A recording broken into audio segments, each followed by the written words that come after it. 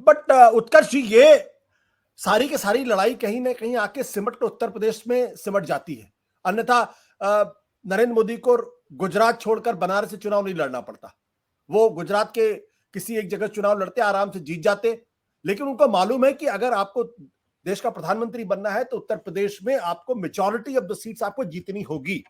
इसीलिए उत्तर प्रदेश की 80 सीटें बहुत महत्वपूर्ण हो जाती है। अगर यहां पर पिछली बार 62 सीटें मिली, अगर ये आधी हो जाए तो उनके लिए प्रधानमंत्री बनना ही मुश्किल हो जाएगा। अब मेरा सवाल ये कि पिछले दिनों जिस तरीके से मानस, रामचरितमानस को लेकर एक बवाल शुरू हुआ, जिसको समाजवादी पार्टी हवा दे रही है, और आपके उत्तर प्रदेश के अंदर लखनऊ में एक 5 स्टार होटल में जिस तरीके स्वामी प्रसाद मौर्य और हनुमानगढ़ी के महंत के बीच में जो मारपीट की खबर आई है, उसका आधार भी यही मानस है। तो ये जो हिंदुत्व के सामने क्या समाजवादी पार्टी एक नए मंडलवाद को खड़ा करने की कोशिश कर रही है, जहां उसको लगता है कि अगर हिंदुत्व का सामना करना है, बीजेपी को परास्त करना है, तो आपको दलित और पिछड़ों को एक साथ इकट्ठा करना पड़ेगा, जिसे बीजेपी ने सेध मारी। इस घटना को आप कितनी गंभीरता के साथ लेते हो और इस नैरेटिव को आप कैसे समझते हैं? देखिए, बिल्कुल सही बात है कि ये एक घटना जो है जिसको अभी पार्टी लेवल पे डिफेंड या वो नहीं कर रही हैं, अभी इंडिविजुअल ही सामने है। शैडो वार कह लीजिए, एक तरफ से हो रहा है, दूसरी तरफ, लेकिन असर इसके दिखाई दे रहे हैं। हम लोग उत्तर प्रदेश में इसको देख रहे हैं, देख पा रहे हैं। और अगर आप यूपी से बाहर के लोग भी देखना चाहें तो सोशल मीडिया के पैरामीटर्स को भी अगर 1 मिनट के लिए मान लें, तो आप देखिए कि सपोर्ट और अपोज का जो पूरी कहानी है और उसकी कॉस्ट केमिस्ट्री आप देखिए उस डिबेट के भीतर, तो वो काफी डीप रूटेड दिखाई दे रही है। एक चीज ये तय है कि अमित शाह जब आए थे उत्तर प्रदेश तो वो कह के चले गए थे, राम मंदिर के उद्घाटन की तिथि विथि सब बता के गए थे, और वो उस लाइन के ऊपर आगे बढ़ा के गए थे स्ट्रेटजी को।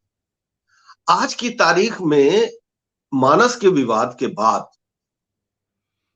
राम को लेके कोई संघर्ष नहीं है, लेकिन मानस की चौपाइयों पर ऑब्जेक्शन को लेकर के जो संघर्ष है वो बहुत क्लियर कट दिखाई दे रहा है। और इस बार वो दलितों पे कम, ओबीसी पे ज्यादा दिखाई दे रहा है। क्योंकि जो पोस्टर्स भी लग रहे हैं, आज भी एक पोस्टर लगा है, उसमें विश्वकर्मा जो समुदाय है उसके नेताओं ने लगाया, उसके पहले ओबीसी मोर्चा ने लगाया था। और मजे की बात यह कि आज उनकी जमानत हो गई और कोर्ट ने कहा कि रामचरितमानस धार्मिक ग्रंथ नहीं, एक किताब है, और किताब की फोटोकॉपी जलाया तो उसे कोई बड़ा अपमान नहीं है। इस तरह की कुछ टिप्पणी भी आई है। तो लेकिन लामबंदी बढ़ रही, लामबंदी बढ़ इसलिए रही है क्योंकि डिबेट डिस्कोर्स शुरू हो गए हैं अलग अलग समूहों में, अलग अलग उसमें। और आज मैं थोड़ी देर पहले एक आप ही के चैनल पे दूसरे कार्यक्रम में मैं सुन रहा था एक यहाँ के दलित इंटेलेक्चुअल की बात, तो वो उनका ये कहना था कि सोचिए कि अगर क्या होगा कि रामचरितमानस का पाठ तो सब लोग करते हैं, और जब रामचरितमानस होने लगे, अखंड रामायण जो होता है उसमें कहे कि साहब ये वाली लाइन गा के इन्होंने हमारी भावना का अपमान कर दिया है, और फिर ये संघर्ष कहां बढ़ेगा। तो इस तरह की बातें भी अब धीरे धीरे दिमाग में दाएं से बाएं से आ रही हैं। और दूसरी तरफ स्वामी प्रसाद मौर्य जो है वो स्टैंड किए हैं, और निश्चित तौर पर समाजवादी पार्टी बैकअप में है। आज समाजवादी पार्टी ने अपने 2 नेताओं को, जो पूर्व मीडिया पैनलिस्ट थे और एक तो विधानसभा की कैंडिडेट भी रही हैं, ऋचा सिंह और रोली तिवारी मिश्रा, दोनों को भी एक्सपेल कर दिया है, क्योंकि ये दोनों लोग लगातार स्वामी प्रसाद मौर्य के खिलाफ हमलावर हुए थे। तो कहीं ना कहीं मैसेज भी है और वो लाइन बढ़ रही है, और ये लाइन बढ़ रही है इसका अंदाजा बीजेपी और आरएसएस को भी है। अगर न होता तो आनन फानन में गीता प्रेस ने जिस तरह से अपनी किताबों को रीप्रिंट कराया है एक नए भावार्थ के साथ, और उसके कुछ दिन बाद मोहन भागवत का जो बयान आया उसको लेके, जाति व्यवस्था को लेके, तो ये हालांकि दोनों नहीं चले और दोनों के ऊपर और विवाद बढ़ गया, लेकिन ये बता रहा है कि सचेत तो हो गए। अब उससे एक दूसरी बात जरूर हो रही, दूसरी परिघटना जरूर हो रही है कि एक ओबीसी दलित वर्सेस जो सो कॉल्ड सवर्ण जातियां हैं, उनका जो एक गोलबंदी इकट्ठी हो रही है। लेकिन अगर वो हो गई तब तो नुकसान हो जाएगा बीजेपी को, क्योंकि बीजेपी का फायदा तभी होता है, मान लीजिए मैं अगर इसको कैलकुलेशन और डेटा के फॉर्म में कहूं तो 20 से 25% वोट जो है ठाकुर ब्राह्मण बनिया कायस्थ ये मिला के तो कंसोलिडेटेड है। लेकिन प्लस तो तब होता है जब ओबीसी का एक हिस्सा और दलितों का एक हिस्सा आपके पास आता है। तो अगर वो ही वापस चला जाएगा तो आपके पैर से जमीन निकल जाएगी। और ये राजू दास वाला और ये वाला जो कल विवाद हुआ महंत राजू दास और स्वामी प्रसाद मौर्य में, इसने इस आग में और घी डाला है। ये बहुत स्पष्ट कह रहे, भले पार्टी की स्टेटमेंट सीधे ना आ रहे हो, लेकिन आप ये मान लीजिए कि अब ये चीज और डीप रूट हो रही है। तो जो राम मंदिर का पूरा नरेटिव लेके और वो एक चल रहा था, उत्कर्ष जी, वो एक जी राम मंदिर, ये जो रामचरितमानस का जो प्रश्न है, ये प्रश्न क्या भारतीय जनता पार्टी का भी प्रश्न हो गया है, या रामचरितमानस को हिंदुओं के एक बड़े ग्रंथ के तौर पर देखा जा रहा है?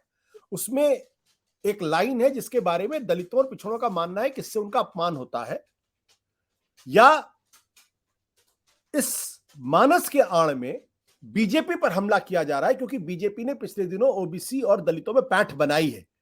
तो सवाल यह है, क्या ओबीसी और दलित भी इस बात को समझ रहे हैं या मान रहे हैं कि दरअसल ये पूरी की पूरा जो राजनीति चल रही है उसमें उनका इस्तेमाल हो रहा है और दरअसल उनका ट्रीटमेंट वही है जो उस मानस में लिखा गया है?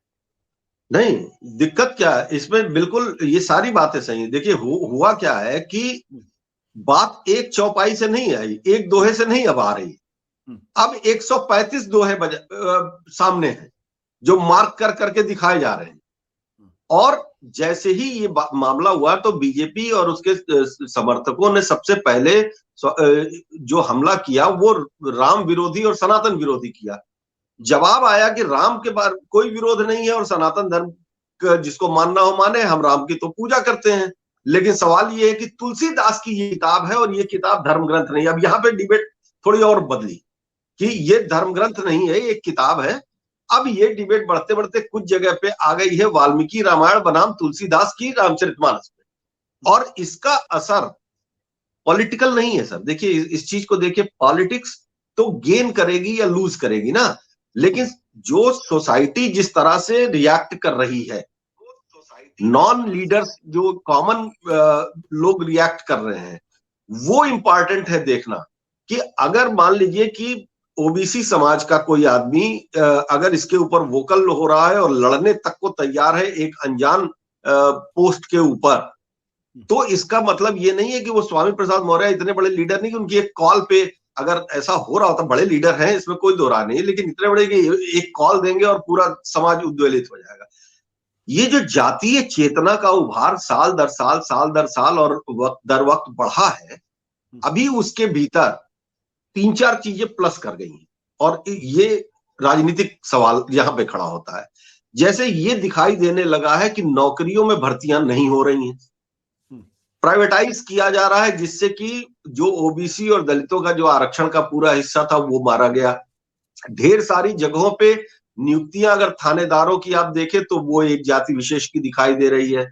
विश्वविद्यालयों में जो भर्तियां हो रही हैं टीचरों की, उसमें दलित ओबीसी की संख्या माइनस होती जा रही है, क्योंकि अगर रिजर्वेशन का फॉर्मूला ही वो कैलकुलेशन ही अलग हो गया। अब इसके बीच में जब इस तरह की कोई बात आती है तो तुरंत सवाल और बड़ा हो जाता है, गहरा हो जाता है। और ये सारी चीजें मिला के आप एक स्थिति में खड़ा करती हैं कि साहब हमने बीजेपी को सपोर्ट तो किया, लेकिन बीजेपी के राज में हमको हमारा हक नहीं मिला। शोकेस तो हम हो गए, लेकिन पावर हमारे हाथ में नहीं आई। और मंडल आंदोलन ने और कुछ किया, बहुत कुछ भारतीय राजनीति में बदला। उसने इन हाशिए पर पड़ी जातियों को पावर का एक स्वाद चखाया, और बाद में मायावती और कांशीराम की मुहिम ने भी उसको और बढ़ाया, तो फिर दलितों तक पहुंचा सत्ता का। उसका क्या हुआ नहीं हुआ अलग बात है, लेकिन एक जब आपके अंदर आ जाती है कि वी आर इक्वली पावरफुल और हम बनाएंगे बिगाड़ेंगे, तो हमारे अपमान और हमारे अधिकार एक जगह है जो लगातार दिख रहा है कि छीना जा रहा है हमारी नौकरियों, हमारे अवसरों और हमारे साथ भेदभाव के साथ, और उसके बाद फिर हमारा अपमान जो है वो प्रमुख हो रहा है। तो ये जब दोनों मिल रहे हैं तो ये रिएक्शन आ रहा है जो हम लोग देख रहे हैं।